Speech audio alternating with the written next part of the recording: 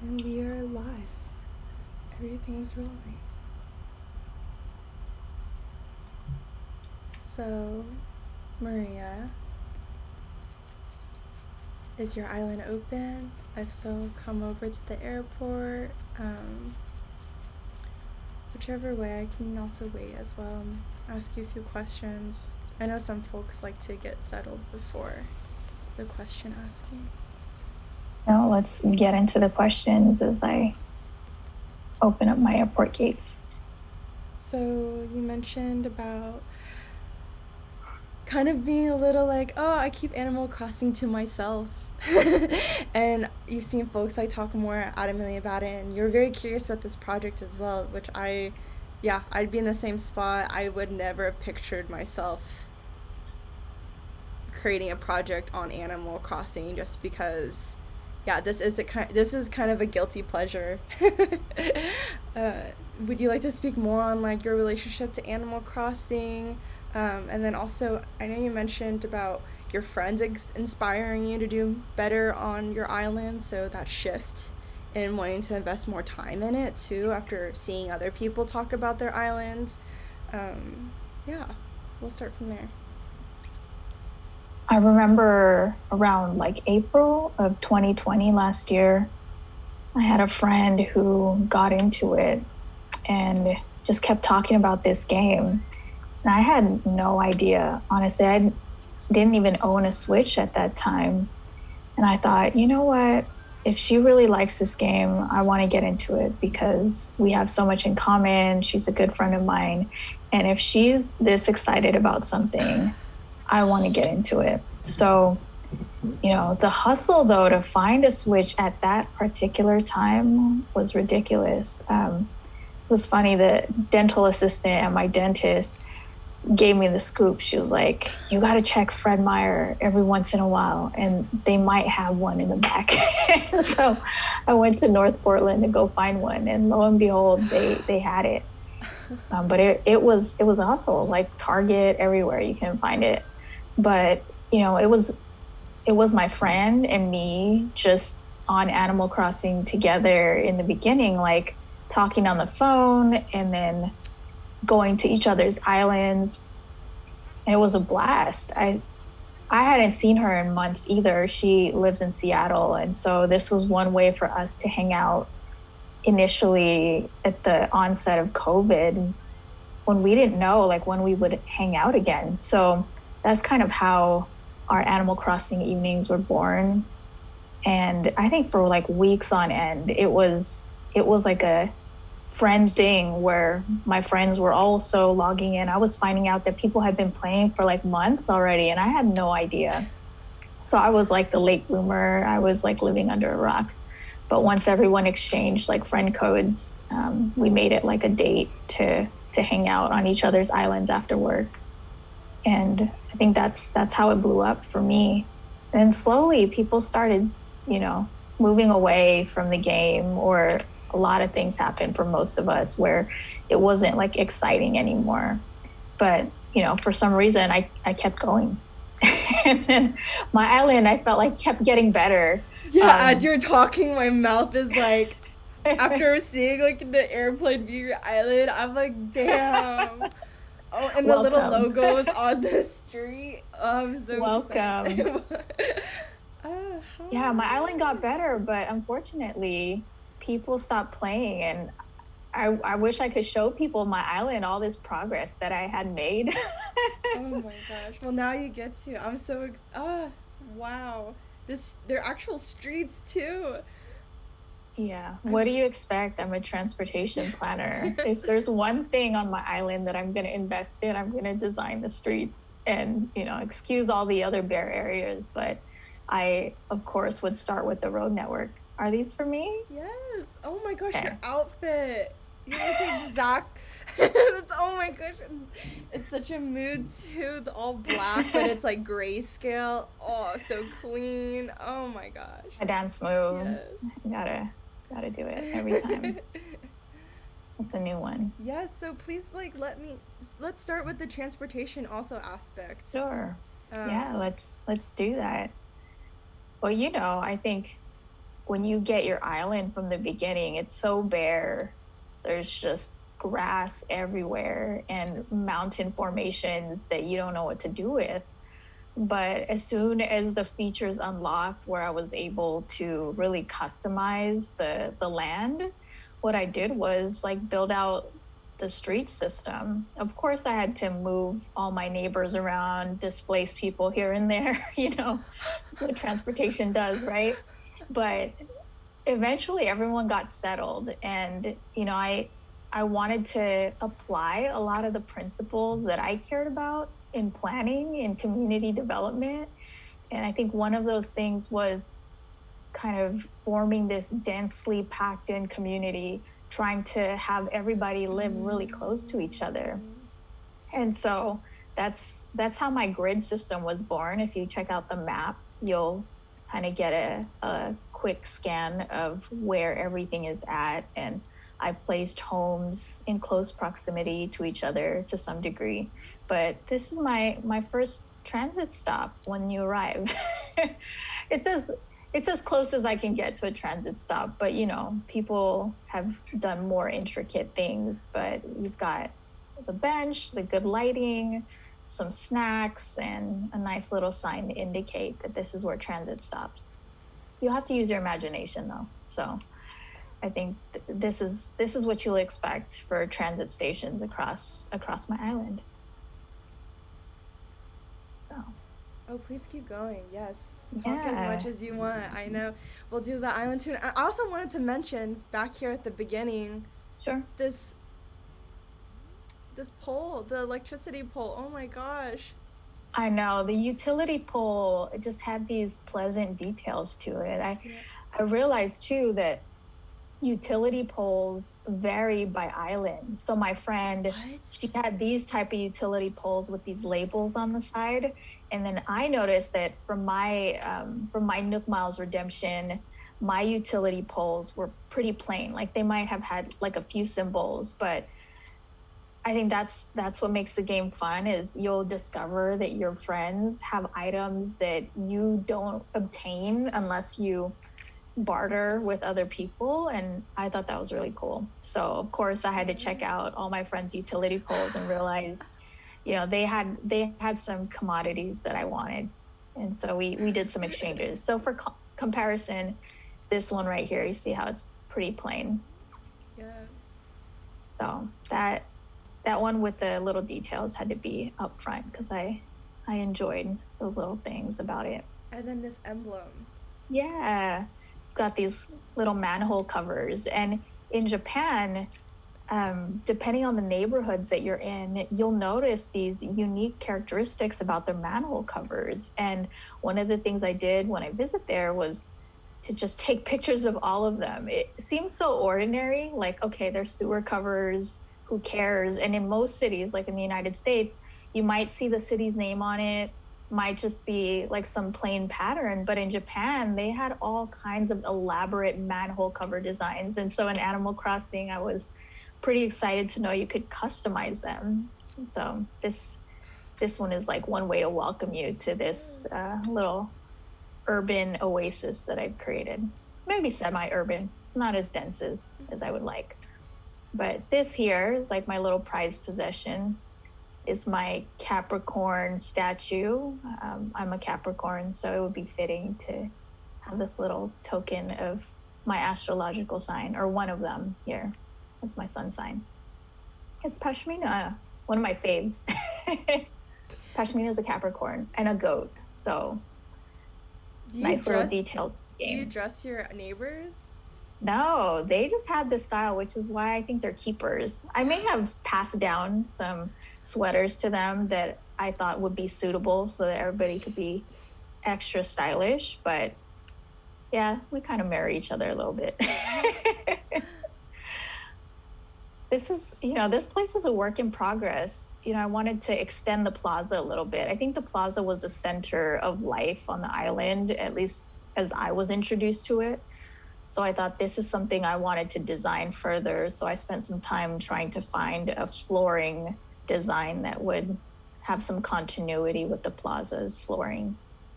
So it's my little bar scene here. little late night joint. I think the curry is significant. Curry rice is a staple in my life. I can't imagine like late night restaurants in LA without having curry. That's one of my go-to meals at night. So this place could be a little bit more lively, but it'll do. So Raymond lives there, Pashmina lives there, and too bad she's roaming right now, but her house has this awesome red retro diner theme. So I really liked her house because of that, and I was pleasantly just surprised to recruit her somehow.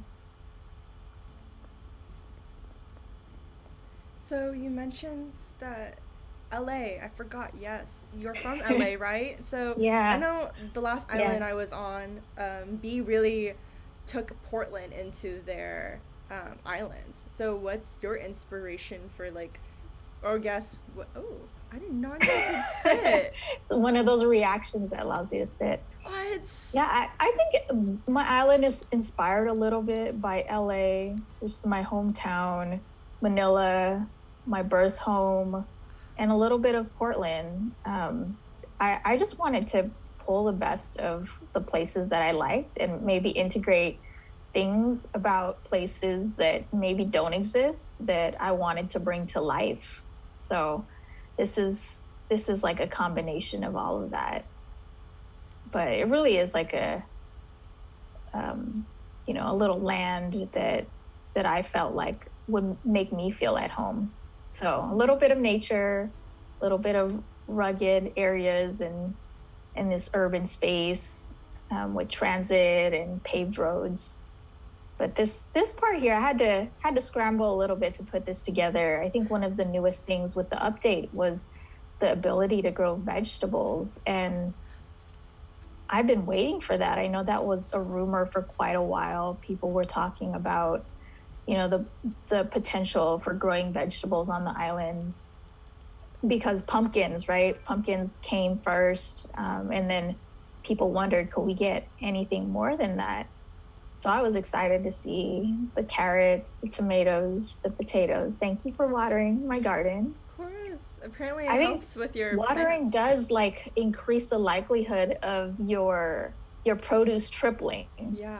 So if you didn't water, I guess your pumpkins, you would just get singles. But if you water them, you'll get more fruit, more vegetables. And you have your own compost bins over I there. know.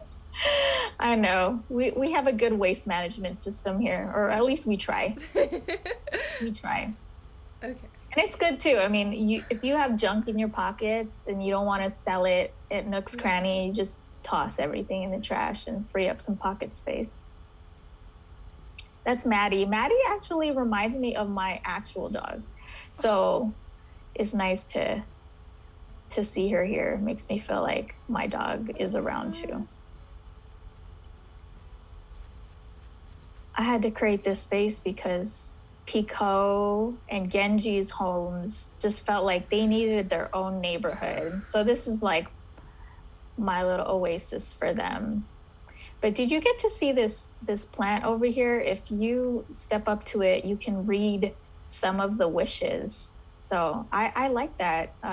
In Little Tokyo in LA, we have all these trees with these tags hanging from them from people walking by, putting their hopes and dreams and wishes on them. So I thought it was cute to see Oh, the game nice. have one of those wishing trees as well.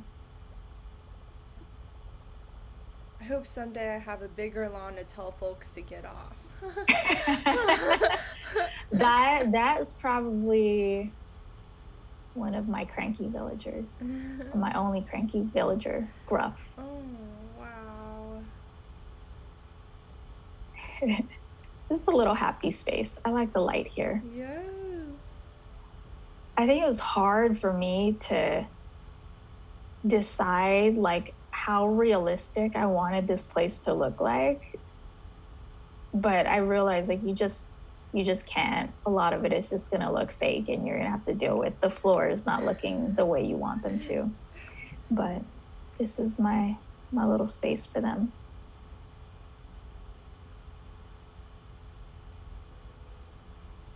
And I think once you cross over this area, it's a little What? bit more rural. Oh, that's my produce delivery truck. This is new. I was excited to see like this vehicle. I really had like a pedestrian and bike only island, but I couldn't resist. This vehicle was just too cute. I had to have it. Oh My little farm stand. Wow, this is very realistic. This is probably one of the most realistic spaces I've been in. Did you design this I've farm traveled sign? to people's islands, using my dream state Yeah. and just seeing how other people live. And I realized like my island feels empty. People have like every square footage like covered in accessories and pleasant clutter. So I feel like I have a long ways to go. But I also like it because I love chasing after balloons that are flying above me. I love trying to catch bugs, and you need some space to run around. So I try to keep that in mind. Oh, Of this course, the safeguards museum. from being in the green spaces. That's Yeah, so funny. yeah. A little museum, blathers, Oh my pillaging all kinds of goodness. places to get all these artifacts. What is this? Oh yeah, this is that new feature where you can install these vines so you don't have to bust out your ladder every time you want to climb. You don't want to install a ramp everywhere. So I thought that was convenient. This is like my little, night sky viewing area. Oh my goodness. Got to build it out a little more, but that might be the space for that. Oh. And welcome to the beach. I try to keep the beach as pristine as possible. I know there's a lot of cool ways you can decorate on a beach, but I personally want to be able to run and fish when I see the little shadows in the water. So try to keep the sand clear in most places.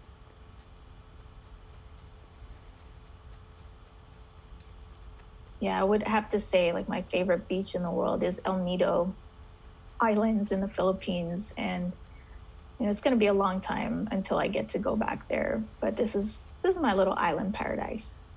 This is new thing, this new boat. The yacht was cool. I saw that at Nook's Cranny and I had to get it. You mentioned you have nothing on your island. I'm like, you have the things you really only need. Oh my, this fish flag. What the? It's cute, yeah. Forgot what the actual name is, but if there's anything at all on my island that you want, you're welcome anytime.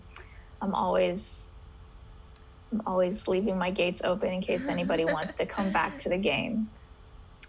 Thank you. Oh my gosh, though, like my island's not there yet. It's definitely. Oh wow, what is this area? This is my little surf shack. This is my little pokey spot, Oh my little banh mi spot. This is where you go when you're like hungry at the beach. So I thought that was appropriate. This is my little fishing crabbing area. I love crabbing. That's like my new little hobby. So Pacific Northwest Dungeness crabbing is my thing. So I feel like this is all the gear I need, and I'm glad I can get that in the game. Oh my gosh, I didn't know you crabbed. Where do you crab? Yeah. Anywhere on the coast. I think Tillamook, Garibaldi area is the closest to Portland. But if I want to drive further south, I like Reedsport. Yeah. Yeah, low tide, hopefully not stormy weather. Will be good for crabbing. Oh, well, take a look around my Nook's Cranny. It's the one-stop shop for everything, right? What? Yeah, my little transit stop right here. You have to have your bus stop at every destination. I was told the last interview that once you build out your place a certain way, they automatically drop you presents that fit your theme. So do you feel like this sign and then like the cars coming at you? I think so. I think it's possible. They might notice, your buying patterns, right? Like how Amazon and all these online retailers might be able to predict what you might buy next. It's possible. If I'm hoarding a bunch of like transit vehicle type stuff, maybe they'll be sending me things that fit that theme, or they might send me more variations of that item. You know, if they sent me like a white scooter, they might send me a red one next. It's the fortune cookie cart. I saw this on my friend Shanice's island or someone else's island, but I thought, where the heck do you get that? I'm pretty sure that's not in the game. And there was a way you could move some items from Pocket Camp to New Horizons. So I thought that was cool. Pocket Camp. Everyone keeps mentioning that. I don't know what that. I need to Google that. I'm late on Pocket Camp, but that I feel like that's the Animal Crossing version that started it all for people. I think it's a mobile game mostly, but it's kind of the same concept. You're acquiring friends and items, but there's some items that could cross over from that game to this one. This is my house. I am still trying to figure out what to do with my yard here. I've never had like a place like this, so it's kind of nice where you get to create your own maybe your own luxurious home. Yeah. So I live in a studio apartment. I don't have any of this to decorate. I don't even have a yard. No, I also live in an apartment. So it's wacky to me that I have, you know, this alternate life here on my island where I get to do a whole lot of things that I wouldn't do in real life. Like I would love to garden. I don't have a yard. But here, you know, get to do a little bit of that and it kind of cheers me up. Do you feel like it complements like your IRL, or does it enhance it, or is it totally separate and really you could do without it? I think my island and the choices I've made here complement my real life. I think a lot of people who know me, when they do come to my island, they're like, yeah, you would do this. Like, this is so you know, like my love for maybe symmetry or things that match, you know, lot spaces that are compact or that are geometric shapes or certain types of measurements that might all ring true for me in real life. Sorry, I just took off. I was like, oh my gosh. I got lost. I'm at your house. There you are. Okay. My dog is barking. I was afraid to run because I was afraid to mess up your design. Oh no, you're allowed to run wherever you want. At this point, I feel like I've achieved every flower combination and I can replicate them all, and I'm not too worried about jeopardizing, you know, my flower growth or progress. Oh yeah, welcome to the little park. It gets a little outdoorsy here. I like this spot. I thought this is a place that I really like. I wish we had a camper visiting the campsite today so you could see the tent in full effect. Oh my god.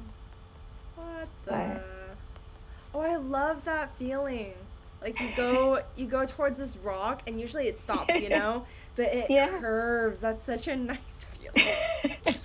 I'm glad you like it. I felt like, you know, it needs a little mystery, but a little adventure as well. And I feel like every curve that I've created on this island was intentional. Like there are like walls that are meant to be there and trees placed in a certain way to hide things or to reveal things. It's all meant to be. So what got you into being a transportation specialist, basically? Sorry, my dog was barking. Can I hear you one more time?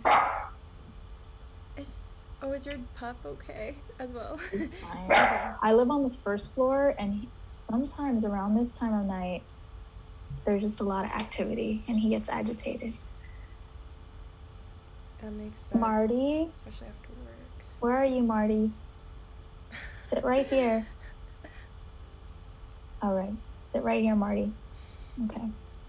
He's my emotional support animal. Oh. I feel like I'm his emotional support human. Oh, yeah. Okay. Yes. He's so anxious. All right, Marty, we're doing an interview here. Continue. Oh, his name's Marty. Yes, Marty. I was wondering what got you into transportation and being a transportation specialist, basically.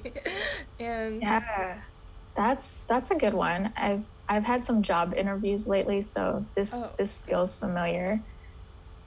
It really started when I was like in my early 20s, having to get around all over LA.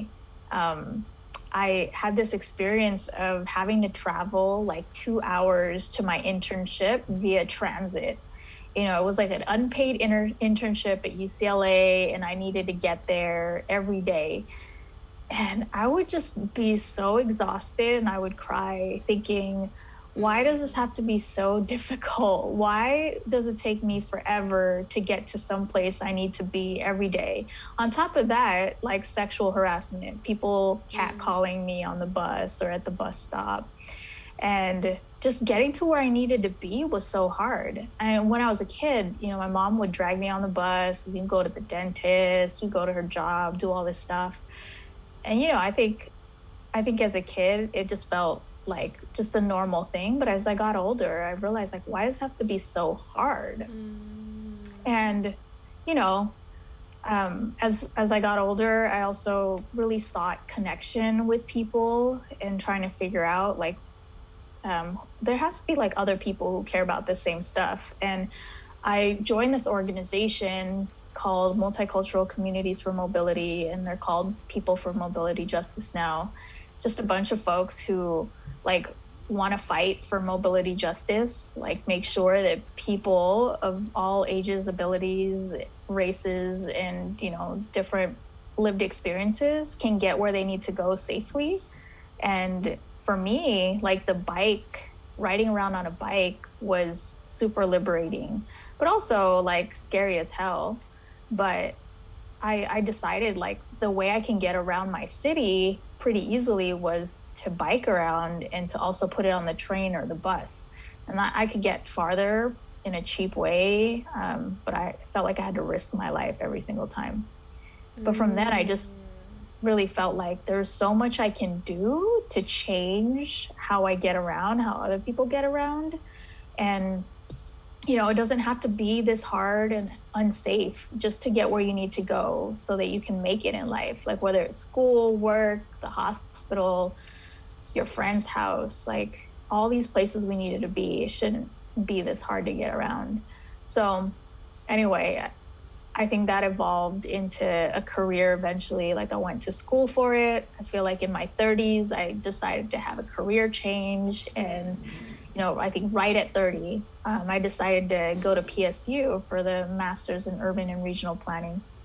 So I could officially do this as my day job. I was working in healthcare for a long time, working with houseless youth, working with LGBTQ youth, delivering like better reproductive health services, better sexual health services, and all kinds of different like social services to them. And that's where it really hit me that a lot of people struggle with transportation issues. Like they couldn't get to their appointments, they couldn't get housing, they couldn't do a lot of things unless we resolved so many transportation issues for them. And the best that we could do at the hospital or at the clinic was give them like a bus token or a bus card. Yeah.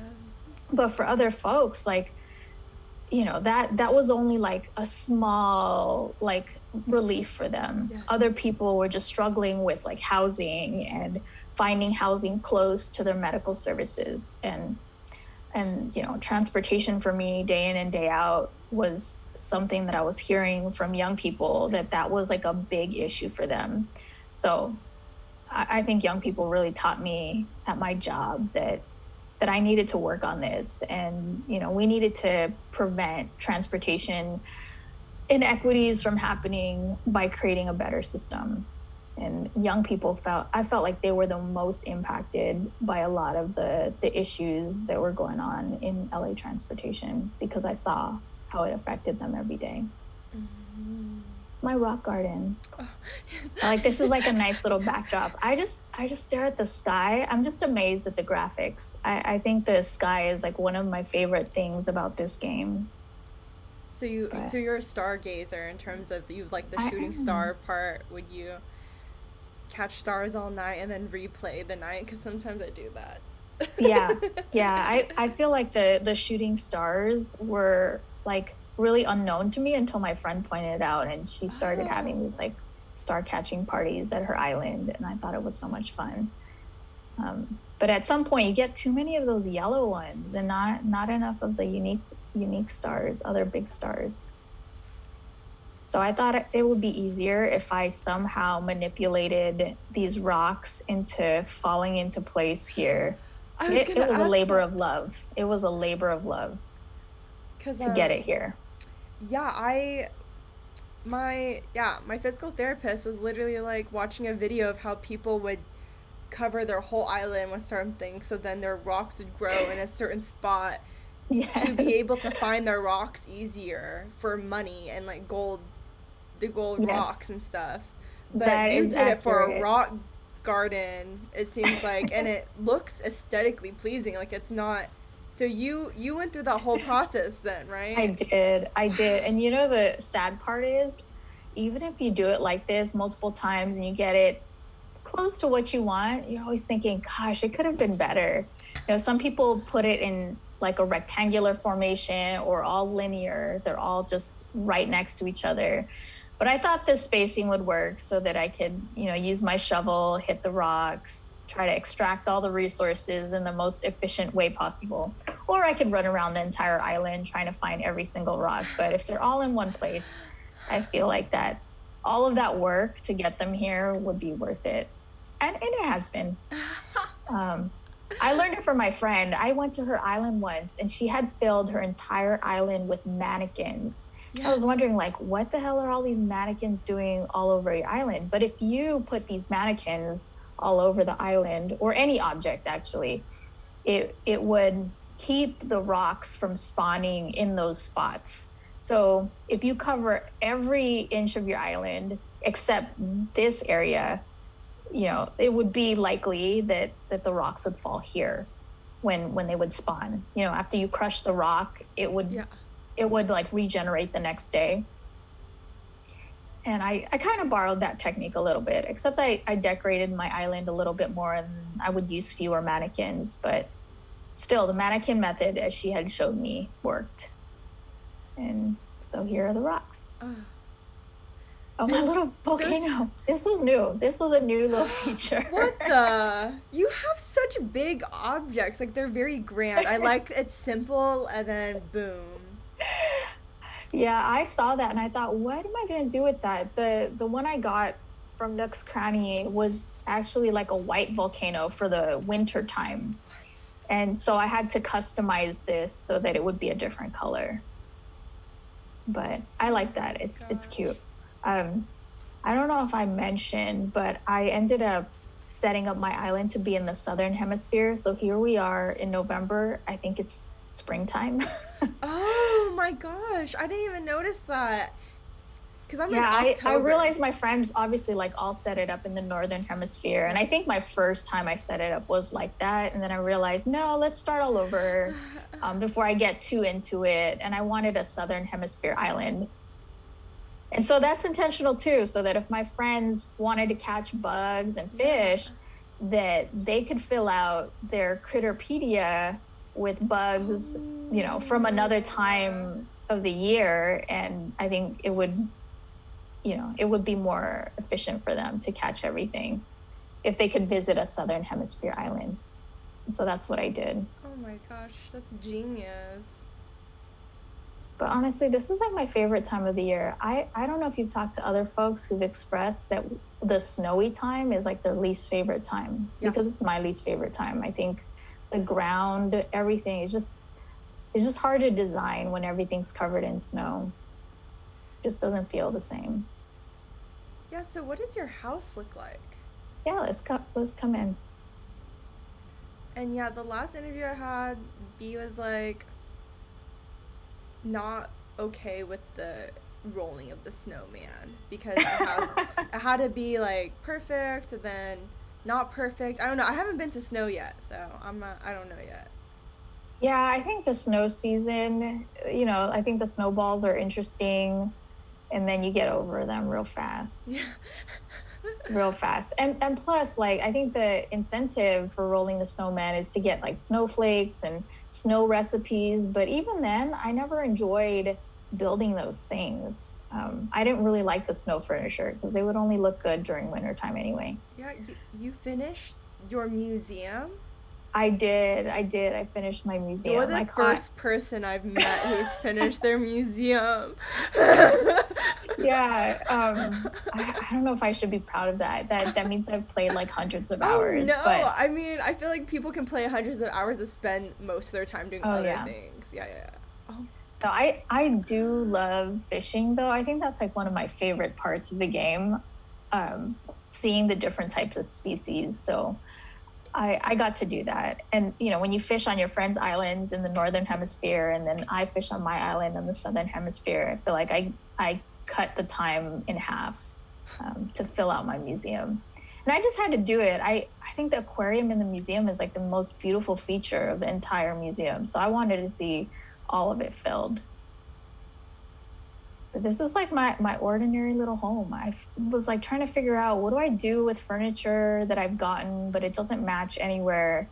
But here, though, I would have to admit I've tried to implement the feng shui methodology, yeah. because when you get those messages in your mailbox from, Yeah. what is it, the Happy Home Academy or whatever you call them, whoever evaluates our homes, they would give me points for placing furniture in a certain part. And I realized, okay, so they want red furniture on a certain part of the house and green furniture somewhere else. And they'd actually reward us for that. I don't know what you get though, if you ever designed it to T for the feng shui method, but I just wanted to design things that might look nice to me. If I had a kitchen, this might look like it. I would have cake in my house all the time and plants that would never die. That's my kind of joint right there. But again, when you live in a studio apartment, your bedroom is your kitchen is your bedroom, everything is all in one place.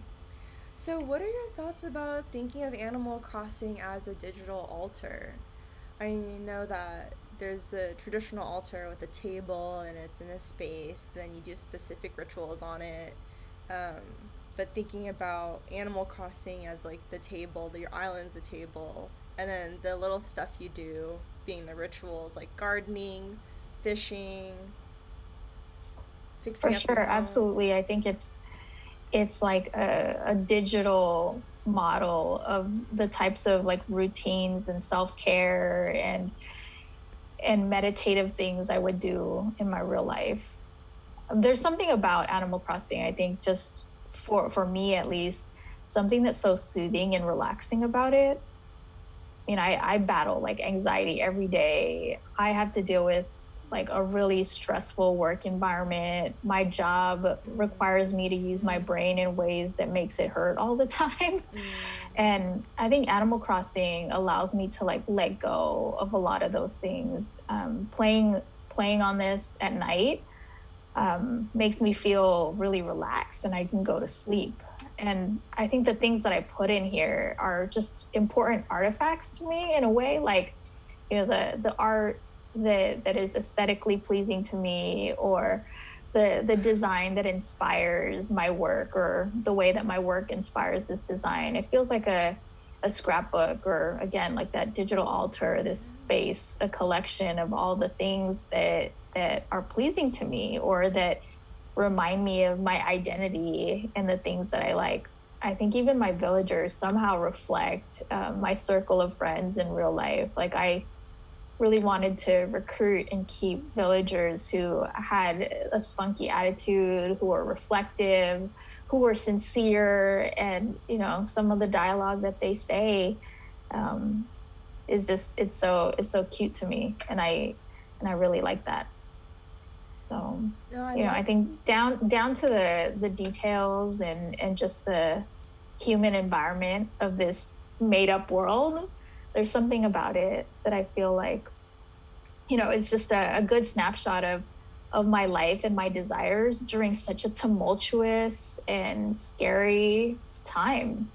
I think COVID, the timing of COVID and me getting into this game, it just fit.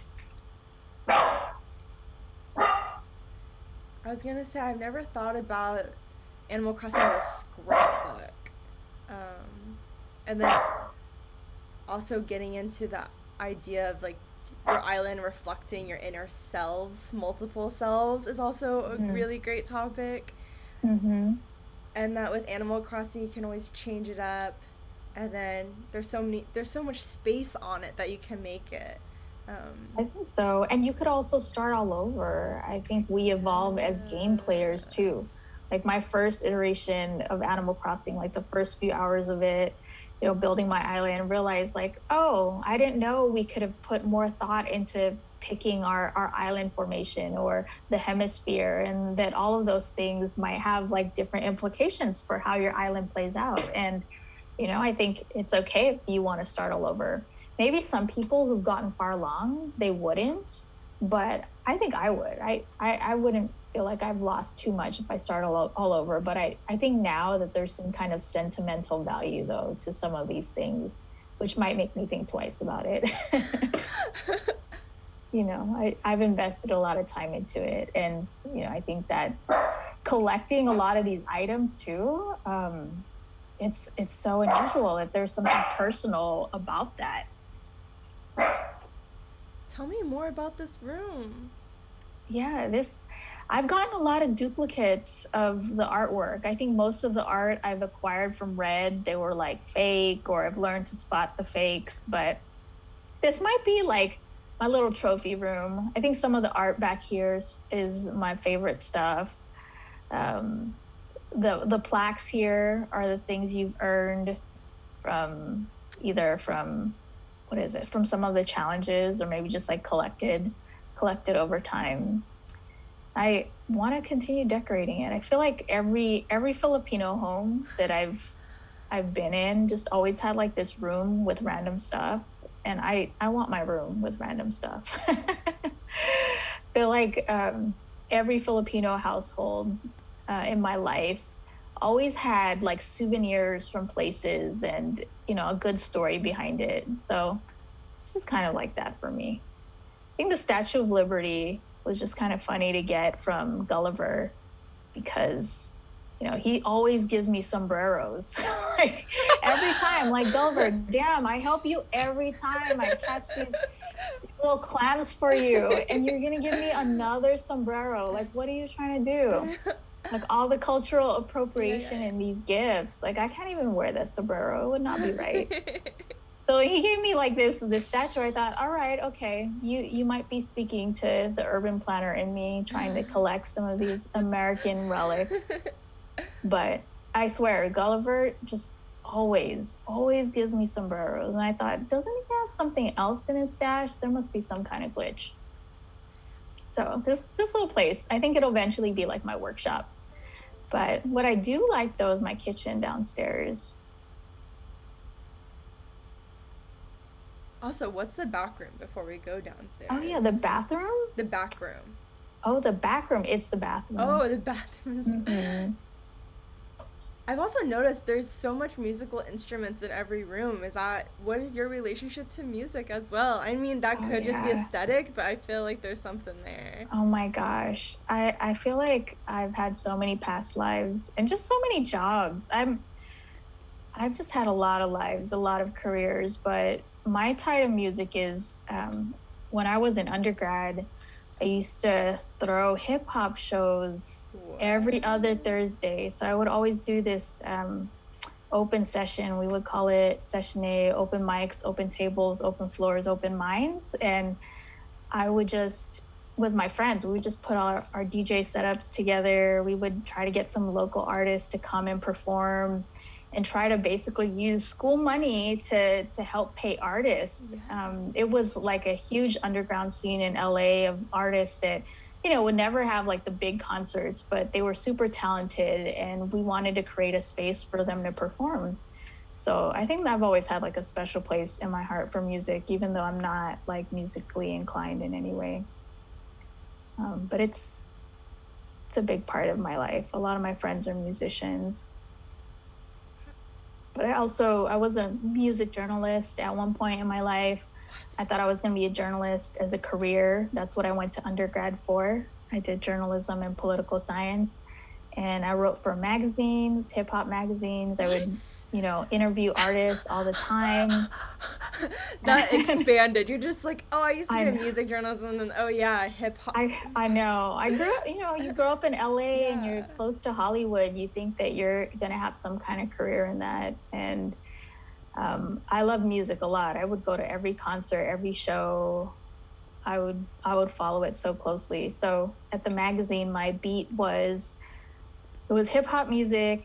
It was streetwear. So I was a big sneakerhead back in my day, when I feel like I was not so responsible with money, but I would like live and die with my sneaker collection. And I would cover sneakers and always follow new releases. So I think music, fashion, urban planning, all of that was always just meant to be together. I see that in your house, though. It's so clean, minimalist, has that coffee shop like feeling, like definitely spoken word going on shows in here, like Def Jam poetry. This is definitely their like downstairs kitchen from their stage. People would come over and write some music and come up with their next album here. We would just conceptualize that. I would want, if I ever moved out of my studio apartment, I'd probably get just a slightly bigger apartment. I would squeeze all my friends in and hang out. I think I would make do. But the pancakes, this is like one of those new food items. And I put it there because my dad had recently passed away, and his specialty was pancakes. My dad like made the best pancakes. So I leave that there for him. And, I think that's a big thing for me, is just having some of those like comforting things, even in this space, so that when I play, I kind of think about those things as well. Like it's all like intentional. Maybe that's the aspect of that altar that you're talking about. Like these are the types of things that I put in here for a reason. So this is my kitchen, and I like it. If I could squeeze in this kind of kitchen island in my own house, like I would love it, because I'm dealing with like the smallest counter space ever in my apartment, and I love to cook. So I feel like that would be my next wish list if I ever had to move and get a bigger space. Thank you for sharing with me the story of these pancakes, though. You're welcome. I love how they steam. And I know. Center. It's just... Yeah, this game gets a lot of those things right. Yes. I think there's a lot of these pleasant details, like you can't smell it, you can't taste it, but you can certainly visualize it. And upstairs, my room, I think it's my room. I hardly walk around my house, and I wonder if that's the same for other people. Once you design it, you don't do anything more. Yes. Oh, shit. What the fuck? Like a little bit of a cabin, a little bit of a temple-like feel in here. Are you also like used to be an interior designer? No, really, like. No. Okay. Do you Google like layout designs? Because wish. these are literally showrooms for Right? like what Pottery Barn is trying to be, but. No, but I do like fashion. I do like fabrics a whole lot. And I know your other friend in her interview, she was really into weaving, and maybe that's a thing for those of us who are, Ilocana, indigenous, Filipino, like fabrics are literally like treasures to us. And when you grow up like around good patterns and fabrics and people who make things by hand, I feel like that just carries through in all parts of your life. Like you might not want to own a lot of clothes, but you'll keep things that you treasure. And so I'm pretty selective now about the things I fill my closet with. But I do love this rug though. Yes. This rug is everything. Oh my gosh. You know, I'm like surprised you my don't have... real dog cannot pee on this Oh. carpet. I was gonna say, I'm surprised you don't have any ceiling things. I know, I haven't gotten around to that. You know, with the new update, you can put fixtures on your ceiling, and I Yeah. feel like I'll eventually do that. I might suspend some interesting light bulbs and chandeliers, but that's next. I haven't touched my house since the update, but except for the pancakes, but everything else is still the same, right? Now you can add dividers. That was like the big wow thing. Yeah.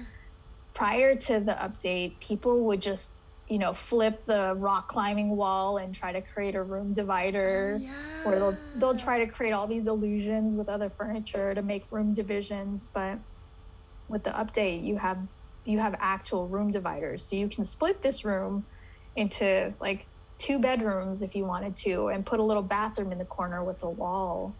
But I haven't gotten around to that. Sounds like you're planning on something. I might, but I feel like, I don't know. I like the space that I have now, and maybe I could cram a few more things like shelves and other stuff, but I might not. We'll see. Maybe the little clutter room with the artwork could use a remodel. So right now we have 5 more minutes. My Cool. Zoom does expire. All right. And yeah. What do you want to do with the last 5? Want to go outside? Yes, let's go outside. Okay. So yeah, I also wanted to ask like a really big question just about, you know, there's capitalist, escapist, colonialist themes within Animal Crossing, and I feel like while considering that, and then also considering the freedom that you get in this space and the fact that you share resources and you can dreamscape and define your own neighborhood and create your own safeties, transportation safety, make things lit. The streets are lit, you know, like actual lit streets are a thing needed in Park Rose. Yes, yes. Let's a plug for Park Rose transportation. But how do you manage the two? And have you thought about it at all? Or if not, it's totally fine. And I know that I brought it up before this interview, so I guess when I did bring it up, what were your first thoughts? Sure, the capitalist themes I felt like were obvious and apparent from the beginning. You get welcome into this island life, but you meet Tom, and you know it's not as sweet as you think. Like nothing is handed out to you. You gotta like literally get your hands dirty, pull up those bootstraps, you know, get in debt and keep working to pay it off. And I thought, damn, like how many trees do I have to chop and how many fish do I have to catch to like afford this tent and the upgrade after that? You know, I felt like early on you would have to invest a lot of time into this game to acquire, you know, a lot of the things that would make this game feel fulfilling. But you know, I think after witnessing how other people play the game as well, it's not about how much stuff you put on your island. I think it's about how you spend your time on your island. You know, some people like won't build out their island. They won't put custom floors down, but they sure as hell will like fish all day, or they'll collect seashells and sell them and keep doing that all day. But, you know, I think it just depends on the person. But I would have to admit though, that in the very beginning, like as soon as I figured out, oh shoot, like I'm going to need a lot of money to design like the island of my dreams, I had to figure out quick with my partner. We tried to figure out like what's the fastest way to accumulate bells. And obviously the stock market, you had to sell your turnips at a high price, but obviously pay for them at a low price. But we found a way to like game the system and like acquire tens of millions of bells in a really short amount of time. What the? And so I've had like a 50 million Bell bank account from What? the beginning. So I would have to admit that, like, maybe I didn't earn all the things on my island with like blood, sweat, and tears, because I figured out right away, like, hell no, I'm not going to spend a whole bunch of time because my life is busy, but I also want to enjoy this game.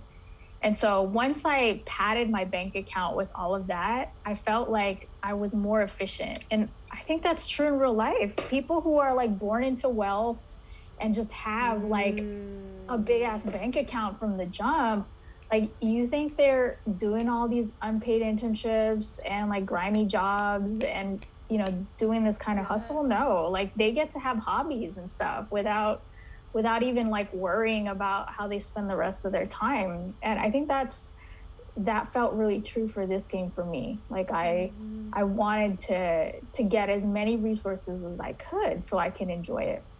But I think more on that if you want to continue. But that whole thing about gaming the system and getting as much wealth as possible really sets you up for like an attractive island, and more time to design and move things if you're not worrying about like, oh gosh, I can't buy that or move that building because it costs too much. And here I am like moving buildings on a whim because it doesn't cost anything to me.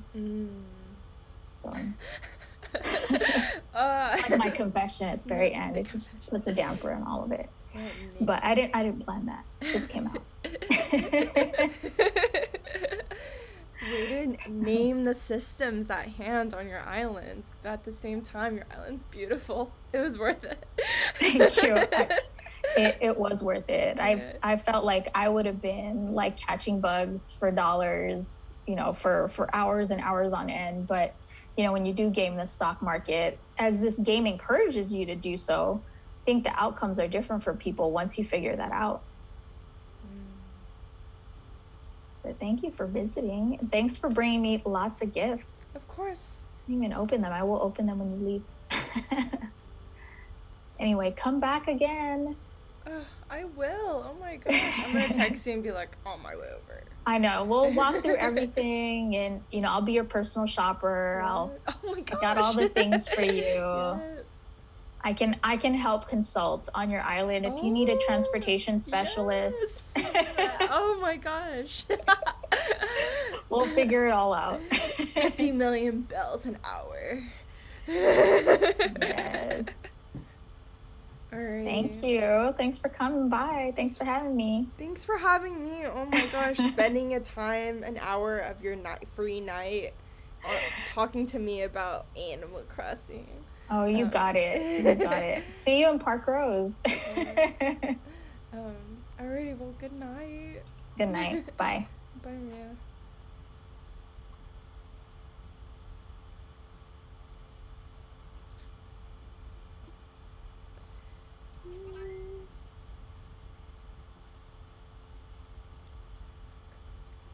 Okay, y'all. So, my next interview is going to be with Queen Gidry, and we are going to be talking on November 26th at 9 a.m. Pacific time. Definitely go check out Queen Gidry's work. They actually did an anti-Asian hate awareness sculpture on their islands, talking about the Japanese cherry blossom trees and the U.S. setting them on fire in 1 year. And yeah, we'll talk more about that when the time comes, but I'm really excited to also meet someone else who has done artwork on Animal Crossing as like an entire project and a research project. So excited for y'all to visit then. Yeah, good night, y'all. It's been great.